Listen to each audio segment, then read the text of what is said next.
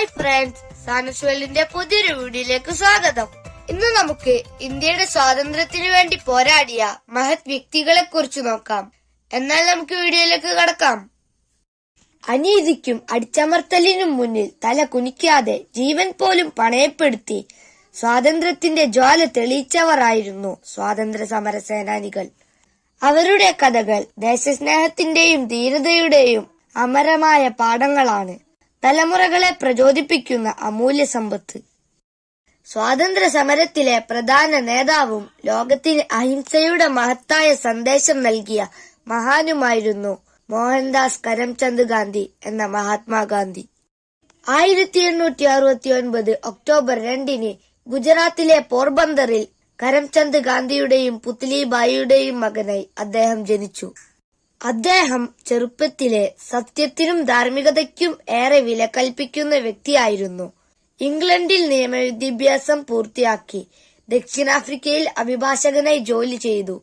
അവിടെ ഇന്ത്യൻ ജനങ്ങൾ നേരിടുന്ന വർഗീയ വിവേചനത്തിനും അനീതിക്കും എതിരായി സമരം തുടങ്ങി. അതിനായി സത്യാഗ്രഹം എന്ന ആശയം ലോകത്തിന് പരിചയപ്പെടുത്തി. സത്യം, അഹിംസ, സഹിഷ്ണുത എന്നിവയുടെ ശക്തി, അതാണ് സത്യാഗ്രഹം. 1915 ഇന്ത്യയിലേക്ക് തിരിച്ചുവന്ന ഗാന്ധിജി ബ്രിട്ടീഷുകാരുടെ അധീനതയ്ക്കെതിരെ രാജ്യത്തെ ജനങ്ങളെ ഏകോപിപ്പിച്ചു.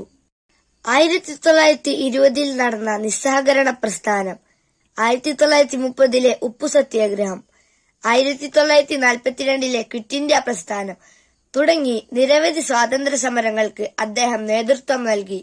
അദ്ദേഹത്തിന്റെ ജീവിതം ജനങ്ങളെ അഹിംസയുടെയും ഐക്യത്തിന്റെയും പാതയിൽ നടക്കാൻ പ്രചോദിപ്പിച്ചു. ലളിത വസ്ത്രധാരണവും ആത്മനിയന്ത്രിത ജീവിതവും അദ്ദേഹത്തിന്റെ പ്രത്യേകതകളായിരുന്നു. സത്യം, അഹിംസ, സമാധാനം എന്നീ മൂല്യങ്ങളോടുള്ള അചഞ്ചല വിശ്വാസം ലോകത്തിന്റെ എല്ലാ ഭാഗത്തും ആദരിക്കപ്പെട്ടു. രാഷ്ട്രപിതാവ് എന്ന ബഹുമതിയും ലഭിച്ചു.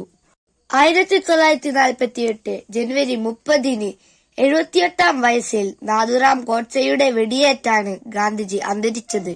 ജനുവരി 30 രക്തസാക്ഷി ദിനമായി ആചരിക്കുന്നു. അദ്ദേഹത്തിന്റെ ആശയങ്ങൾ ഇന്നും ലോകത്തെ നിരവധി ജനങ്ങൾക്ക് പ്രചോദനമാണ്.